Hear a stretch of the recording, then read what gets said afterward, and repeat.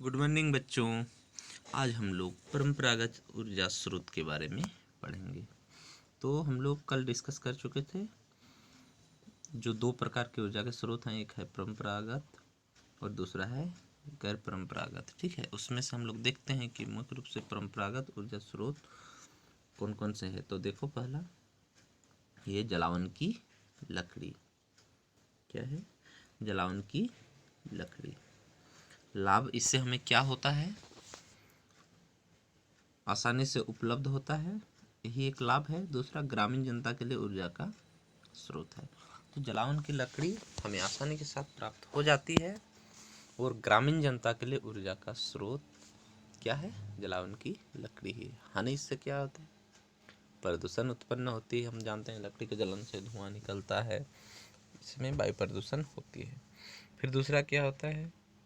One संसाधन को क्षति पहुंचती है, क्योंकि हम लकड़ी जब लाते हैं तो वन से काट के लाते हैं, तो धीरे धीरे हमारे वनों की कटाई होते जाती है, वन की कमी होती है, जिससे हमारे जो पर्यावरण में बैलेंस होता है वो बैलेंस बिगड़ जाता है। जो सीजनली जो बारिश होता है, गर्मी होती है, सर्दी होती है, ये जो अलग अलग ऋतु का मतलब परिवर्तन होता है, मौसम परिवर्तन होते हैं, ये अनबैलेंस हो जाते हैं, जिस कारण सही से हमारे इंडिया में बारिश नहीं हो पाती है, जिस कारण से हमें विभिन्न प्रकार की प्राकृतिक आपदा का सामना करना पड़ता है। ठीक है, तो देखो, तीसरा, संग्रहण में अधिक समय लगता है और इसे संग्रह करने में अधिक समय लगता है, ये भी एक है। और इसके साथ साथ हमें हानि के रूप में बहुत ज़्यादा हानि पहुंच जाती है, क्योंकि पेड़ पौधे काटते जाते हैं तो उसमें मिट्टी का कटाव होता है, मिट्टी का उपजाऊ क्षमता घटता है।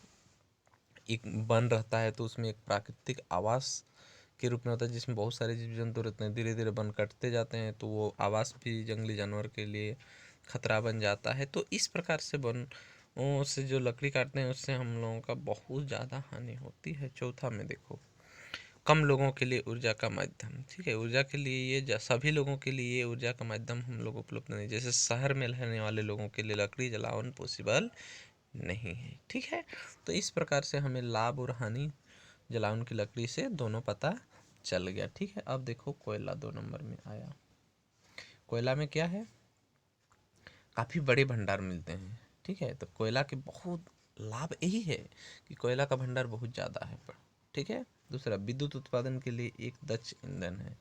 और जो तापीय विद्युत होता है, थर्मल एनर्जी, इसके लिए बहुत ही बड़ा दक्ष ईंधन माना जाता है, बेस्ट ईंधन माना जाता है। ठीक है, लेकिन हानि क्या होता है? यह एक अनवीकरणीय मतलब संसाधन है, खनिज संसाधन। ठीक है, ये क्या है कि अनवीकरणीय खनिज संसाधन, एक बार ये ख़त्म होने के बाद इसे हम दोबारा नहीं बनाए जा सकते हैं। इसीलिए बहुत ज़्यादा बड़े भंडार होने के बावजूद भी इसे क्या करना है? सोच समझ के ही प्रयोग करना है।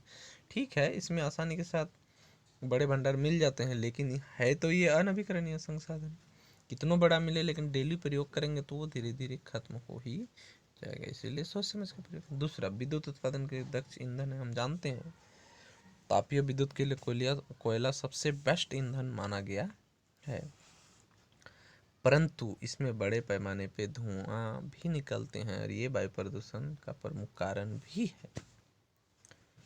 और इधर तीसरा पॉइंट में देखो, काफ़ी स्थान घेरता है और भारी होता है, जिससे इसकी लंबी दूरी तक ढुलाई पर अधिक खर्च होता है। तो ये काफ़ी भारी भी होता है और लंबी दूरी तक ढुलाई के लिए इसमें बहुत सारे खर्च भी होते हैं। तो ये सब प्रमुख हानि है। तो अनवीकरणीय संसाधन जो होते हैं और ये बड़े पैमाने प्रदूषण, ये सबसे ज़्यादा हानि ये प्रमुख है।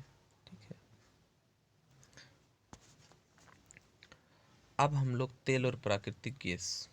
ठीक है, तेल और 3 नंबर में जो है तेल और प्राकृतिक गैस। पाइपलाइनों के माध्यम से ढुलाई आसान। तो लाभ यही है कि पाइपलाइन के माध्यम से तेल और प्राकृतिक गैस का ढुलाई आसानी के साथ हो जाता है। फिर क्या क्या लाभ है? पेट्रो रसायन उद्योग, ताप विद्युत उत्पादन केंद्रों और उर्वरक उद्योगों का आधारभूत ईंधन है। चाहे वो हो पेट्रो रसायन उद्योग हो, चाहे ताप विद्युत उत्पादन हो, या उर्वरक रसायन उद्योग, या किसी भी तरह का इंडस्ट्री हो, इसमें क्या है? तेल और प्राकृतिक गैस का उपयोग होता है। फिर और को क्या बेनिफिट है? प्राकृतिक गैस स्वच्छ ईंधन है और तेल से सस्ता होता है। तो प्राकृतिक गैस एक स्वच्छ ईंधन है, ठीक है, गुड फ्यूल माना जाता है, और ये क्या है, तेल से सस्ता भी होता है। यही इसका लाभ है। अब इसमें हानि है, क्या है, तेल बिखरने से प्रदूषण होता है तथा जलीय जीव भी प्रभावित होते हैं। तो जैसे कि हम जानते हैं तेल बिखर जाता है जिस क्षेत्र में, ठीक है, मान लीजिए कि जल जहाज के द्वारा, शिप के द्वारा उसे मंगाया जाता है, या तो जो समुद्र में उसका है तेल और पाइपलाइन, जो प्राकृतिक नेचुरल गैस का जो क्या है पाइपलाइन रिसाया गया, तो वहाँ पर यदि किसी कारणवश लीकेज हो गया तो उसमें तेल के रिसाव के कारण क्या होता है, जलीय जीव के लिए खतरा बन जाता है, ठीक है, और वहाँ जल प्रदूषण हो जाते हैं और वहाँ पे रहने वाले जितने भी जलीय जीव मरने लगते हैं। पहला हुआ। दूसरा, तेल की खोज में अधिक व्यय होता है। हाँ, तो और एक दूसरा है कि तेल की खोज में हम लोग को तेल से जितना बेनिफिट नहीं होता है उससे ज़्यादा हमें हानि होता है। तीसरा, यह ऊर्जा का ह्रासमान स्रोत है। यह ऊर्जा का ह्रासमान स्रोत मतलब घटते हुए स्रोत माना जाता है। तो इस प्रकार से हम लोग लाभ और हानि जलावन की लकड़ी, कोयला और प्राकृतिक गैस और तेल के बारे में जान चुके हैं। आगे हम लोग देखते हैं पेट्रोलियम, ठीक है। देखो पेट्रोलियम या खनिज तेल बलित पर्वतों को गहरे धंसे भागों यानी अपनीतों की स्थित अपसाद शैलों में पाया जाता है। तो जैसे कि हम जानते हैं कि पेट्रोलियम तथा खनिज तेल बलित पर्वतों के गहरे धंसे भाग में स्थित अपसादित शैलों में पाए जाते हैं। इससे प्रायः काला सोना कहा जाता है। तो इससे प्रायः काला सोना कहा जाता है क्योंकि यह काफ़ी मूल्यवान होता है। कच्चे तेल को भंजक यानी प्रभाजी आसवन एक मेथड होता है, ठीक है, ये तुम लोग साइंस में पढ़ोगे हायर क्लास में।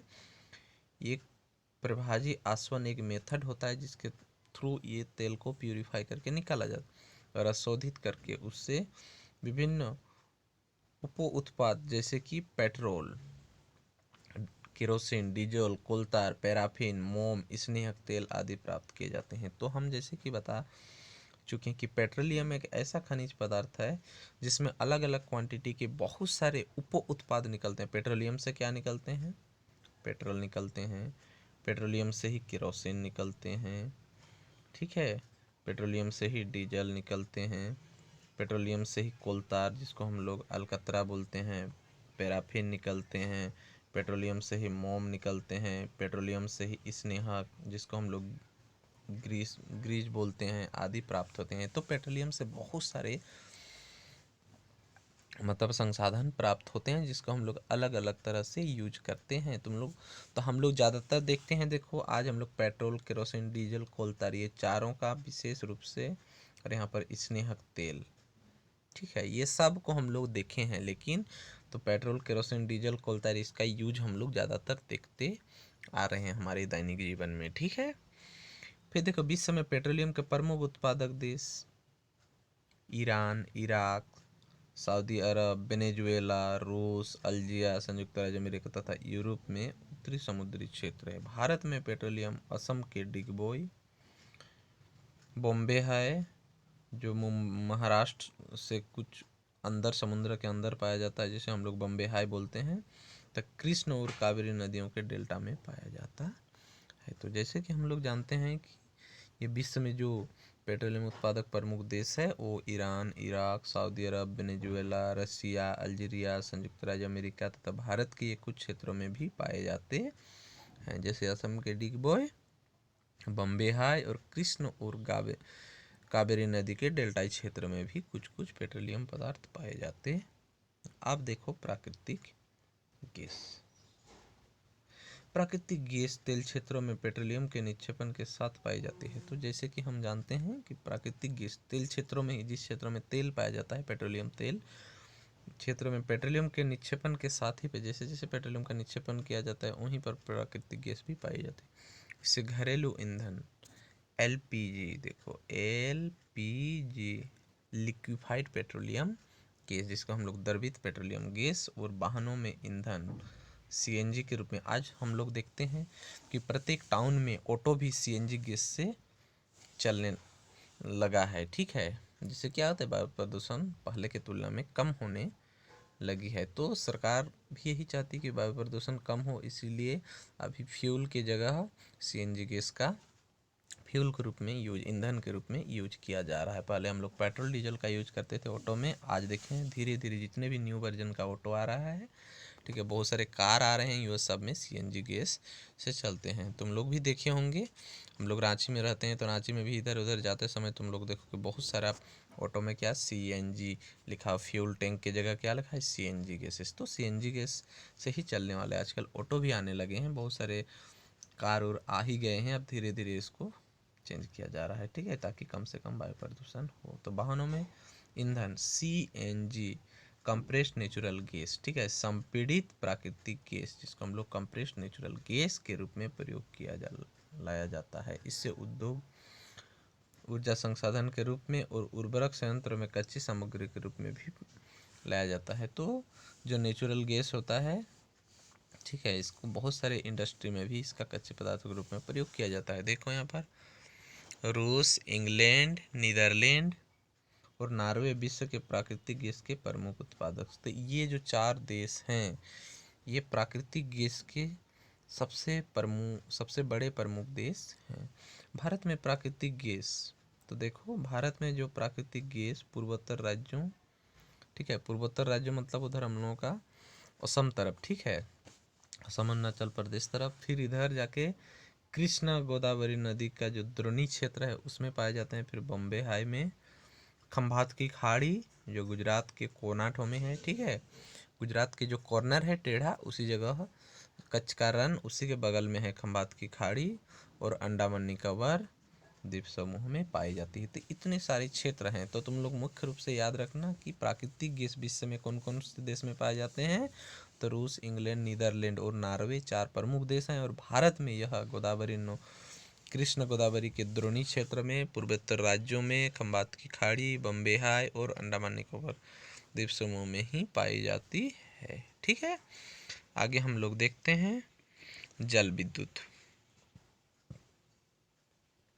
देखो जल विद्युत, जिसको हम लोग पनबिजली भी बोलते हैं, हाइड्रो इलेक्ट्रिसिटी, जल की काफ़ी अधिक ऊंचाई से गिराकर उत्पन्न की गई बिजली को हम लोग जल विद्युत या पनबिजली कहते हैं। तो जल विद्युत निकालने के लिए उसके लिए बड़ा बड़ा डैम होना चाहिए। जब जल ऊपर से गिरता है तो उसमें एक टरबाइन लगाया जाता है, उस जल गिरने के कारण वो टरबाइन घूमने लगता है और उसके द्वारा बिजली उत्पन्न होता है। तो जल की काफ़ी अधिक ऊंचाई से गिराकर उत्पन्न की गई जल को काफ़ी ऊंचाई से गिराकर उत्पन्न की गई बिजली को जल विद्युत या तो पनबिजली कहते हैं। गिरता हुआ जल टरबाइन चलाता है जिससे विद्युत उत्पन्न होती है। अनेक विकसित देशों जैसे कि नॉर्वे, स्वीडन, संयुक्त राज्य अमेरिका, कनाडा और मिस्र जल विद्युत उत्पादन के प्रमुख देश हैं। भारत में भाखड़ा नंगल जो सतलज नदी पे है पंजाब में, ठीक है, हीराकुंड बांध महानदी उड़ीसा में है, नागार्जुन सागर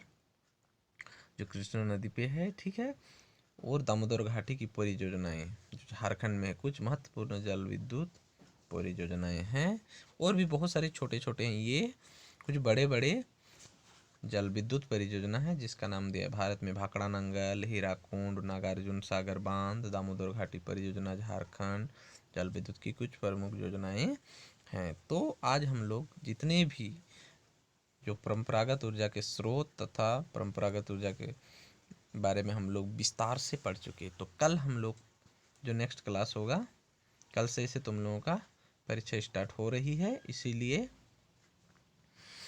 कल से नहीं नेक्स्ट क्लास में हम लोग क्या करेंगे, गैर परंपरागत ऊर्जा स्रोत के बारे में पढ़ेंगे। क्या पढ़ेंगे कल, मतलब नेक्स्ट क्लास हम लोग गैर परंपरागत ऊर्जा स्रोत के बारे में विस्तार से पढ़ेंगे, ठीक है।